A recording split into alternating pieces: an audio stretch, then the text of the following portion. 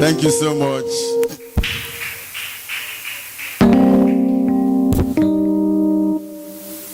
The voice of Immortals, we appreciate your presence. Now, I said in part 2, I'll be looking at conquering crisis in your marriage.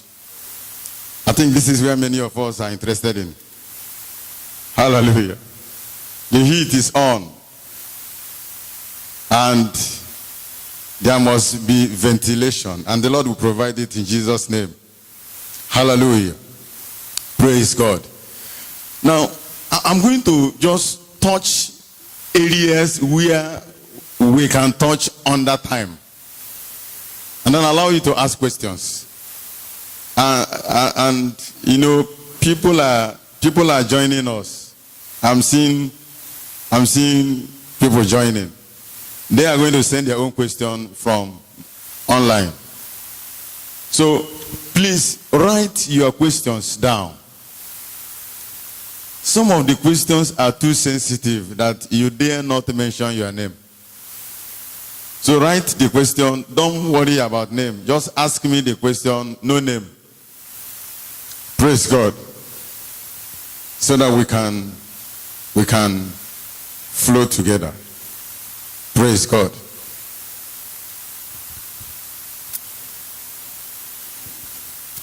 So the next phase is conquering crisis in your marriage. Conquering crisis in your marriage. Let me drop the conquering formula first before I start. Revelation chapter 12 verse 11. Scripture says, and they overcame by the blood of the Lamb and by the word of their testimony. Please don't forget this scripture as we continue. They overcame by the blood of the Lamb and by the word of their testimony. They didn't love themselves unto death. Now, what are the crisis spots in marriage? What are the sensitive areas that expose our marriage to crisis? Let me start with things that doesn't look like they matter. House helps. Somebody say house helps. House helps. House helps.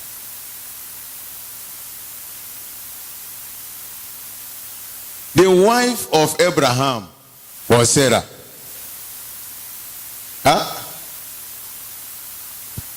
But at the end of the day, the house help called Hagar gave birth to Ishmael. About 13 years before Isaac was born. Now the story continued that Ishmael and Isaac became arch enemies. And the battle between these two people has not ended up to this moment. Or has it ended? Crisis. That battle came because a spot that has potential for crisis was not noted and was not arrested. The news has enough story for you concerning the challenge posed by house helps, both for ladies, both for men. Joseph has to be thrown into prison because as a house help, he resisted an advance from a sugar mommy. Potiphar's wife said, I want to be your sugar mommy. Come to bed with me. And Joseph said, impossible. He framed him up, and then that young man was put in prison. Good testimony. So many didn't survive. So many did not do what? No. They didn't survive. One of the warnings I give young people that are about to marry is that they should not have a house help until at least 2 years or even 3 after the marriage. For God's sake, what are you doing with house help? First year, you just got married. They just finished your wedding. And then, as you are stepping into the house, somebody is stepping in with you. In the name of what? House help. Shame on laziness.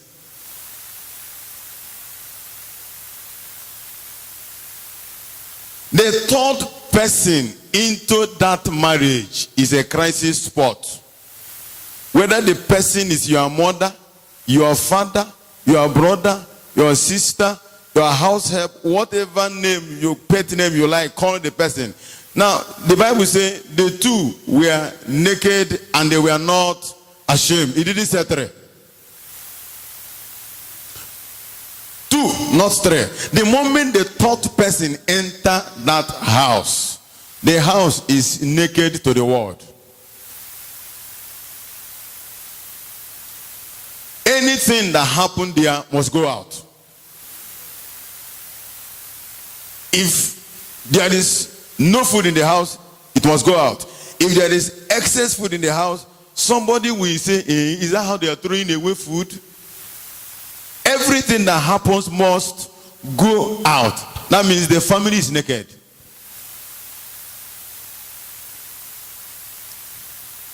So, if you don't have one, don't get until you are qualified.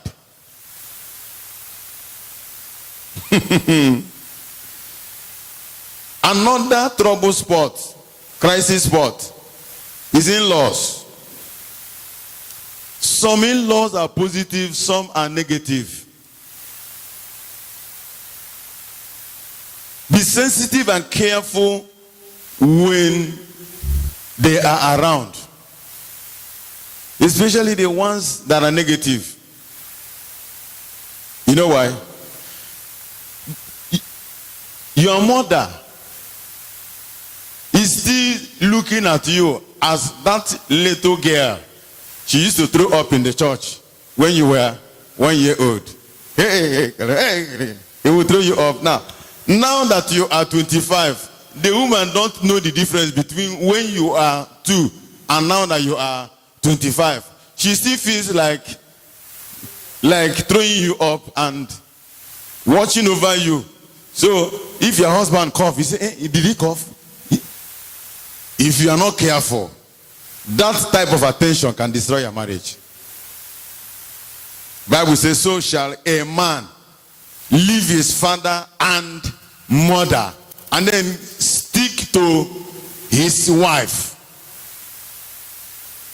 So when you are living, you should know that when you cleave to your husband or your wife, you don't bring in the third person. Be hospitable to them as visitors and don't allow them to overstay their visit. If they overstay, they will create crisis and you won't come out of it. Some of them that are very, very good won't waste time when they come. The moment Jethro landed and saw the challenge of Moses, hey, young man, come. This is not how to do it.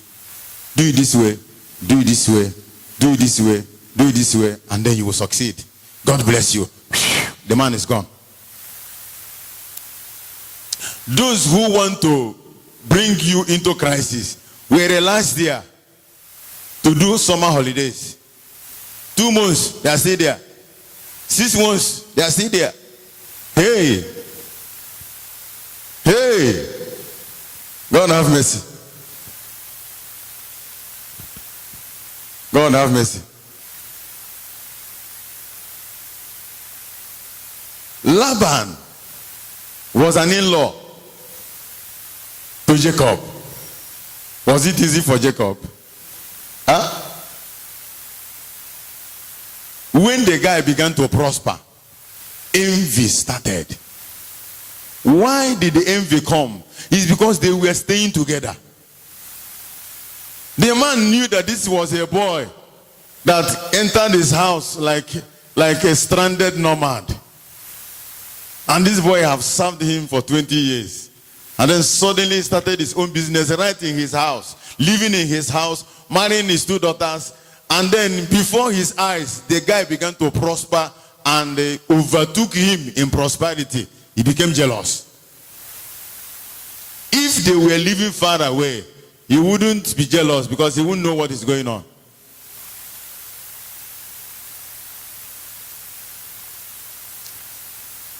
Another spot that causes crisis is adultery.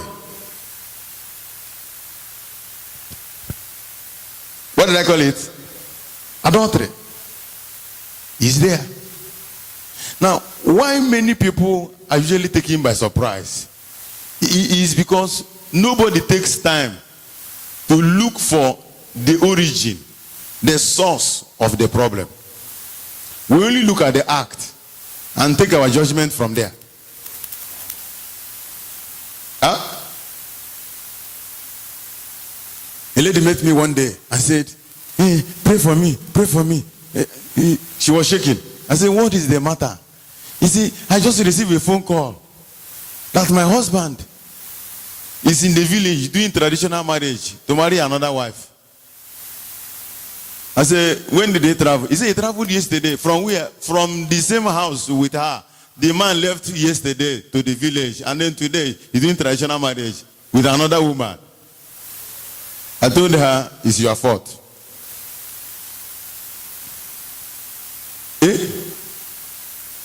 Ask me, why did I say it was her fault?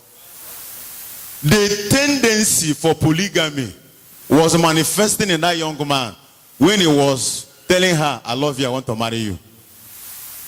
He didn't look very well. Listen, you will notice, but you won't understand. And you won't understand because you didn't get prepared. That is why I keep saying, read, read, read, and read. Listen, there is nobody who read my book on Behold Your Missing Rib that will easily make that mistake. Because when you finish reading that book, the book will give you eyes. If they bring 100 men and say, "Who is your husband among these 100?" you will pick the man out.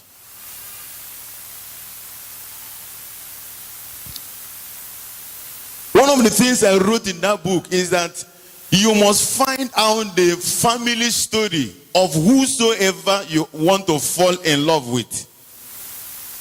Now, when you go to the family story, you will see in the family story that the grandfather had 5 wives and the father had 4. And this young man, something is telling him that he must make his own 3. Because as development is coming and society is improving, the number is being reduced gradually. But you can't force him to reduce it to 1. It's too early. Are you understanding me? Don't be confused with the brother that is carrying Bible in the church. Don't stop at seeing him as brother in the church. Go to his family house in the village and find out the family story. If in the family story they are given to polygamy, then you must come back and call his attention and say, "Bro, I discovered that your grandfather had 5 wives. Your great grandfather has 5 wives. Your grandfather has 5, and your father has 3. So, are you sure you won't have a second wife? Because it is in the family story. It's in your blood." The answer will always be no. Don't accept the no. Of course, I wrote it in that book, How to Change Family Story. Take him to the altar with not less than 3 days dry fast. And 2 of you will strike a new covenant that second wife and second husband will never come inside 2 of you in the whole of eternity. Seal it with a sacrifice. If you see somebody who wants to go a distance with you, he will follow you to the altar. If he say no in that altar, finish with him. He will not be different from his fathers.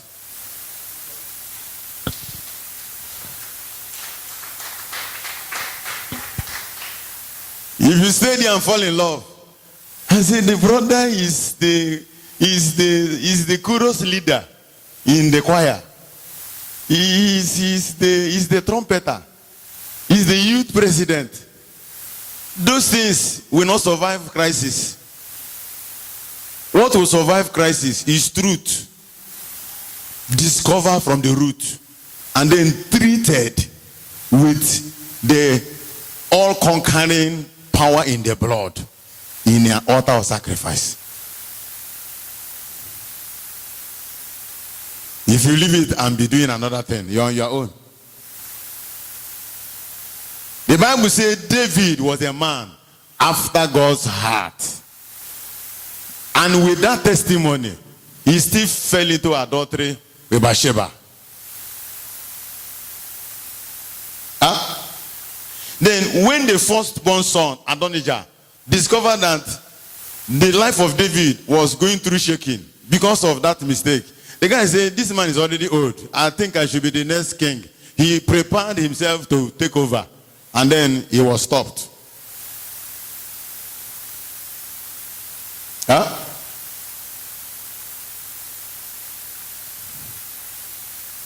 Amnon, one of David's sons, raped Tamar, the sister. And the one he raped was the sister to Absalom. Then Absalom took a revenge and murdered Amnon. Now, while all these things were going on, David didn't take a stand and react and then discipline his children. He was pampering the children up and down. And then when Absalom saw that this mighty man used to be mighty outside, but inside the home, he doesn't have might in disciplining his children, he rose up in revolt. And then want to tear the kingdom apart. Now, where did all these things originate from? Adultery.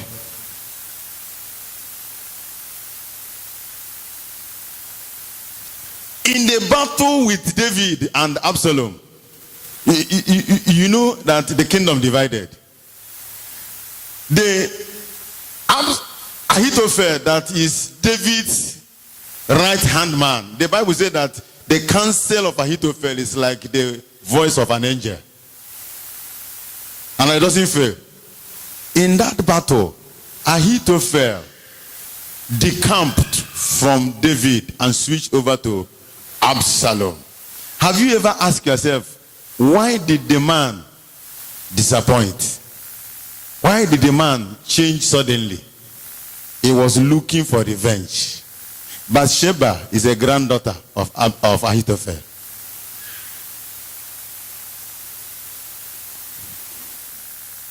Have you seen how the root of bitterness can go underground and be destroying things? The man looked at David and he was looking for opportunity for revenge. So when that issue came up, he just turned. Let's proceed because of time. Now, if you are a married lady, there are 3 things you must pay attention around your husband. Men find it difficult to manage themselves around these 3 things. You know, Dan Benson, the author of The Total Man, he will call it the 3 F's of failure in men. Those 3 F's are terrible crisis spots. If you don't prepare for it, it will sweep you. If you're already inside it now, that's why we are here. God is giving you deliverance in the name of Jesus. Let's look at number 1, fame. Have I mentioned the 3 F's of failure? Fame, finance, females. Female, finance, fame. 3 F's of failure in men. Fame. Is there anybody here that know the name of the sons of Moses? Can you remember? What about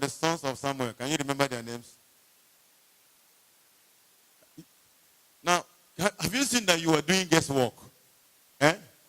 Now, why you are doing guesswork is because these two great men, they are just samples. Example. These two great men, their children didn't come up to their level in greatness. And they will never come. Ask me why. They didn't pay attention to training those children. Because they were chasing after fame. If you hear that Moses went to the mountain, first time, 40 days, came down and was angry with Israel, broke the tablets, went back again, another 40 days. Now, is it easy to leave your child for 80 days? The child didn't know where you are for 80 days. It will not be easy. Those men sacrificed their family to be great. I celebrate their greatness, but I weep for their children. Nobody will escape it.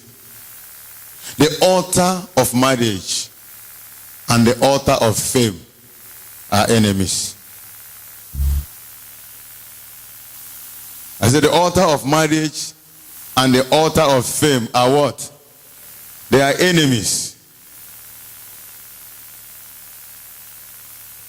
If you see a man that is great and the family is also great, give kudos to the man. He tried. That is why some great men will choose not to marry, because they understand what it takes. So if your husband is chasing after fame, he wants to be governor, he wants to be president, he wants to be the best CEO, he wants to be the general overseer of 1 million members. Now, it has a cost price. One of the cost price is family relationship.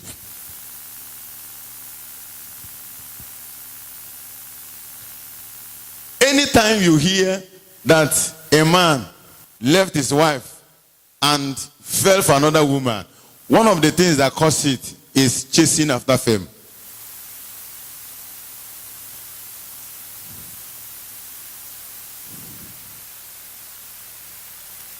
I still have another book coming up. You won't like the title, but it's story. The book says, "Help, my pastor's marriage is tearing apart." That's the title of the book. Help, my pastor's marriage is tearing apart. In that book, you will see stories upon stories. When the man was looking for oil, anointing, he wanted to be great. So he would take 3 days fast, take 7 days consecration, and now, while he's doing that, the wife didn't notice that the man was overgrowing her. And the man himself also didn't pay attention to small ways to help the woman to come up.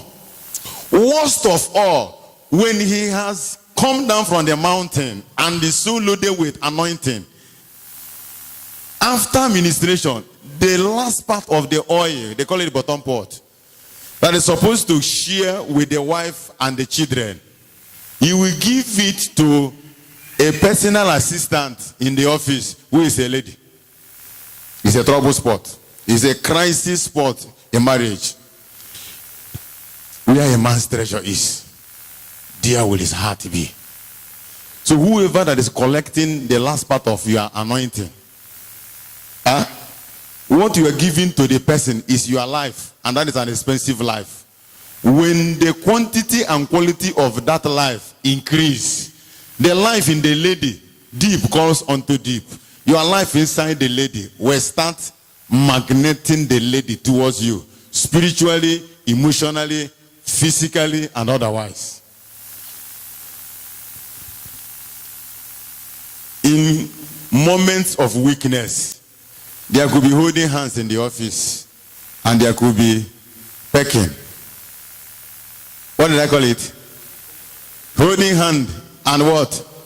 Then from pecking, it will graduate to kissing. From kissing to romance. You know the end of the journey.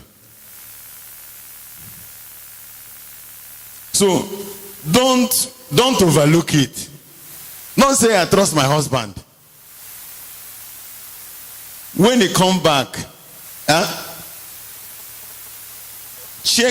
run a check on him and see what is left of the anointing and take your own. And then don't be too far from the man. If I need to advise you, a female should not be a PA to a man. It is a trap for crisis in marriage. You will not be able to stop the flow of love. And when the current becomes too high, it will sweep away everybody.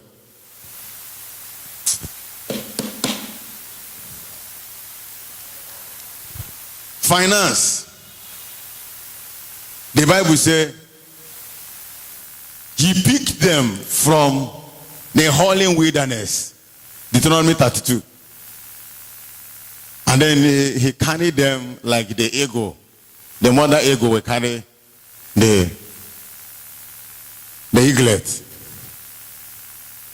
And then he took them through the wilderness and brought them to a wealthy place. What is the next thing?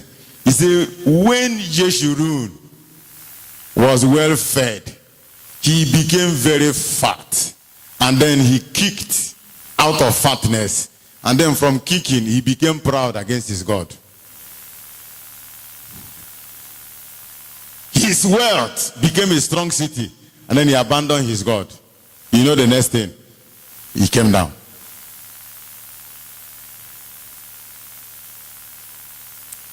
Chasing after money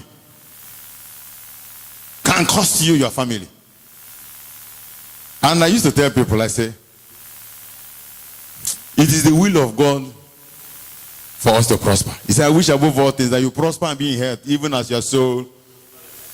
And what is the purpose? To build the kingdom. The kingdom to build is a kingdom of God inside men, not physical structure. So if you must build God's kingdom inside people, charity begins at home. So build it inside your family. Don't be champion outside and the loser inside. The third F, female. I've already told you about Abraham. What exposed Abraham to crisis in marriage round about the female is not because Abraham was hungry for adultery. No. It was the challenge of looking for a male child. Up to today, it is still a challenge. Looking for a male child. It was Sarah that even said, as long as it is in your name, let Hagar give us a child. You know, in the ancient tradition of the Jews, it is still practiced in Igbo land. A married woman can marry another woman for her husband. Are you understanding it? That's what they did there. So Hagar Sarah gave Abraham Hagar, her maid, and said, get a child from her so that we can have a child in the house. And then when the maid became a second wife, she was lifted up in pride. And then they lost out. Hallelujah. Don't be at ease in Zion. When you're supposed to walk and you rest, you will expose yourself.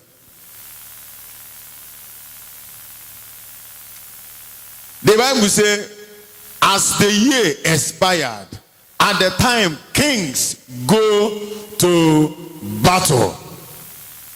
He said David stayed back. He didn't go. He sent his generals to go. And then when everywhere was cool and calm and quiet, He now came out, moving around the balcony of his upstairs.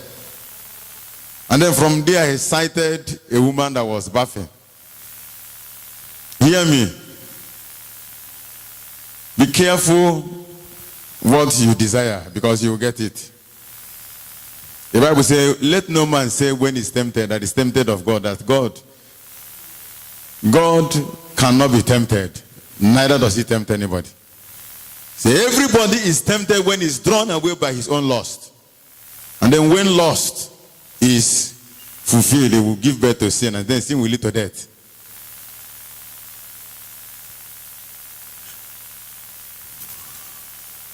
A woman that was taking bath around 10, 11, what was she doing at home by that time? And was it the first time she's coming there to bath? When she comes out there, from there, does she not see high-rising buildings to know that somebody in the high-rising building will see her? That if she wants to bath there, she should come out very early when it was still dark.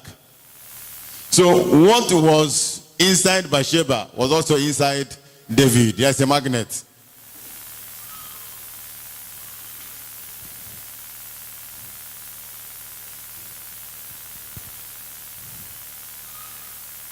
Now, David survived his own, and then Solomon officially. Somebody say officially. Officially married 700 wives. And then it looks like it was not enough. He added 300 concubines. Should we really believe that it was lust for women that was warning Solomon? He's part of it. I say it's what? He is part of it. He came from story. The story began with Judah.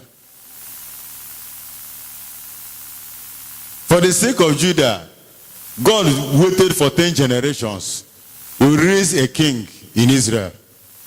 Between Judah and David were 10 generations. Because a bastard must not enter the congregation of the Lord up to 10 generations. Even though that law was satisfied, the blood of adultery was still running inside them. You saw it in David. And then you will see how Solomon magnified it. It's a generational problem. That's why I say, look into the family story before you enter the marriage. These are crisis spots. Hallelujah. Praise God. Now, if these crisis spots need to be taken care of, even the men must also pay attention to the women.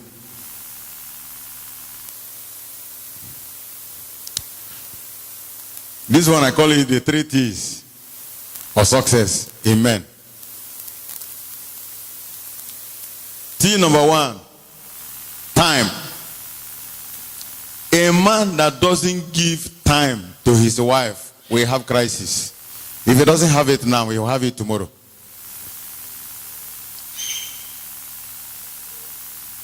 Give time.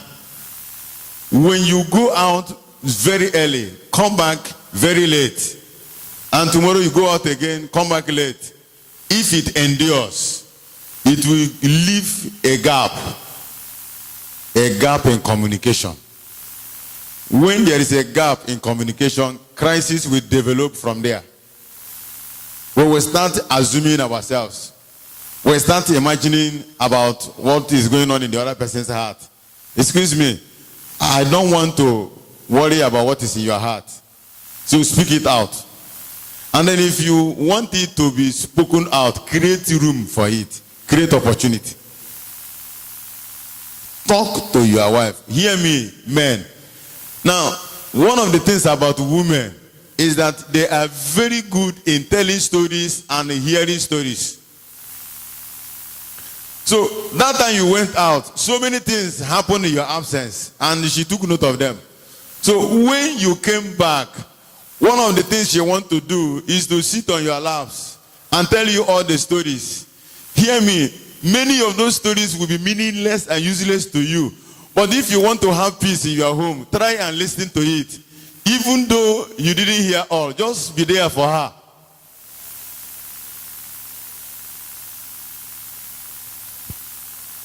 You can't say, I'm the president, I'm the governor, I am this, I'm that. If you don't give time to that woman to tell you her nonsense stories, it will hurt your marriage. Number 2, talk to your wife. When she finish her stories, you must give reply. Whether the story is sweet or not, you must reply. She is talking to you so that you should say something. Now, if you don't say something, she will be hurt. Do you know why I raise my voice as I'm saying it? I'm a victim of it. Many times I will be tired, and she has her stories to tell. So she will be talking and I will be shaking her head. After a while, from shaking her head, I will sleep off. She will pick offense. So every time someone is talking to you, you will just close your eyes. It's not going to be easy. I will force myself to be awake, and with all my energy, I'll be trying. After 2 minutes straight, I will still sleep off again because I'm tired. But I'm determined to hear the story. And sometimes it's like the story doesn't finish. Even though the story don't finish, try and just endure. It is a price you need to pay to keep your home intact. So say a few things here and there, give her encouragement. A lot of people embarrassed her, a lot of people who insulted her. Now, and she's telling you the story. You must comfort her. Make her to know that this chest is where she will bury her face if the whole world is against her. She can bury it here and she's safe. Allow her to put her head on your laps and then hear the story. The third one is touch the woman, touch your wife. Don't leave her and sleep off. She want to say something, hear it.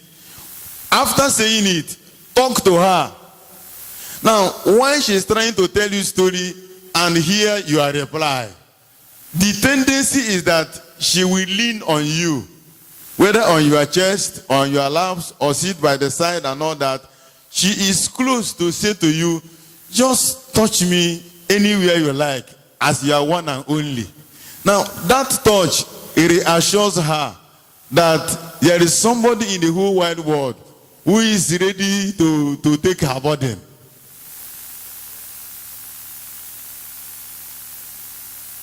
If you remove romance from your marriage, it will crash. Hello? A woman wants to hear it 1 million times, I love you. Even if the I love you is fake, just keep saying it.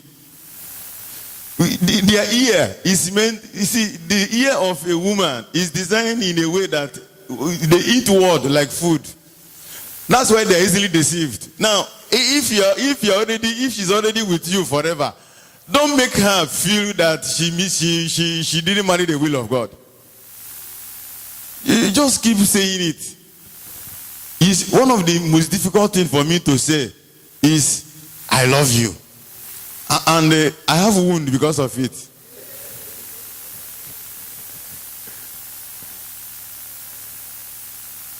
If you want to understand what I'm saying now, I can run a test now.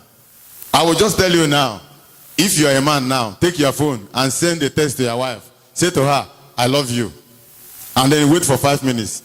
When you see the reply, you'll be afraid. Some will reply, oh, yeah, are you planning to borrow money again? Some will say, it's like you want sex now. Is it why you remember to tell me I love you? Now, some of the things they will reply will make you to know that we are not good at saying it. That's the reality. But that is how it is. Try and learn. Keep improving. Hallelujah. I say keep doing what? Keep improving. Keep improving. If a man talk to his wife, give him time, touch the woman, then he will have expectations from the woman. Now, it is not just an ordinary expectation.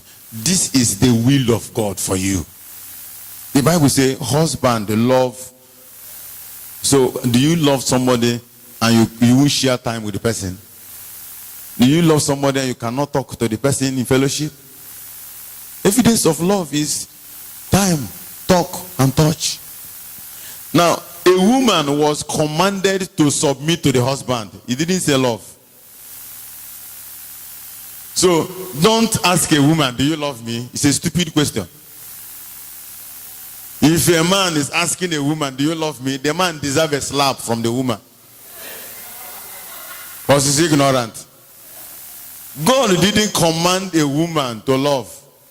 He commanded her to submit. Is that clear? What do you mean? Somebody left her father's house and packed into your own house. Abandon her father's name and start answering your own name. Leave the comfort of the mother, the father, everybody that she has grown up with, and then come to learn how to stay with you with all your difficulties. Which other love are you looking for? She has already overloved. I say she has overloved. The love is over. That's why God is saying, now that you love, submit to the man that you love. Because there are many things that will make the submission difficult. A normal human being have tendency for rebellion all the time. That is why God will never relate with people without principles. It must be do's and don'ts. So you will say to the woman, submit to your own husband. Submission.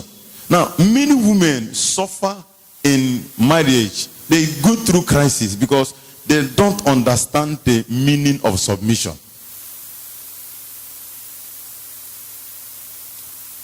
Honey, I just have this 1.5 million. And I feel like just establishing a small shop in front of that compound. That shop, I have discussed it and everything is fine. I need to start there.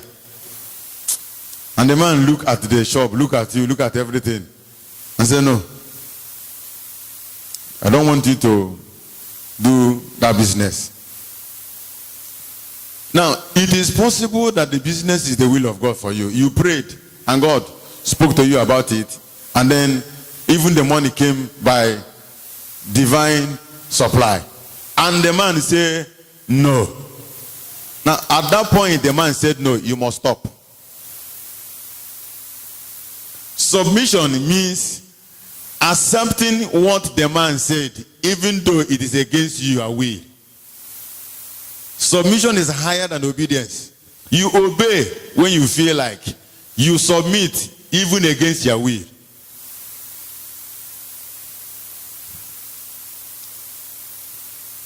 Does it mean that the men are always right? No. The man you are submitting to may be very, very stupid and very stubborn because of high level of ignorance. The first law is do what? Submit to the ignorance. Submit to that stupidity. Submit to that whatever you call it. Because you saw it before you married. But if it is the will of God, don't give up on your vision. I said, don't do what? Don't give up on your vision, but don't be rebellious with your vision. Am I contradicting myself?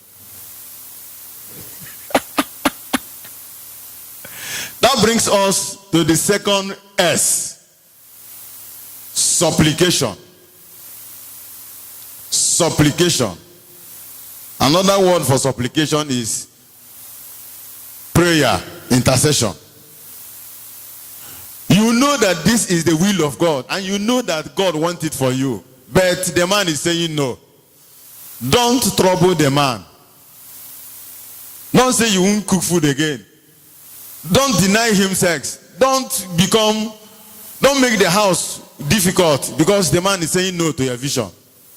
Because he is the head.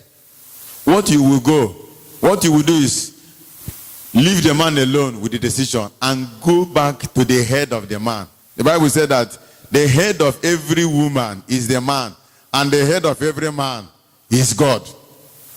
So go to the head of the man.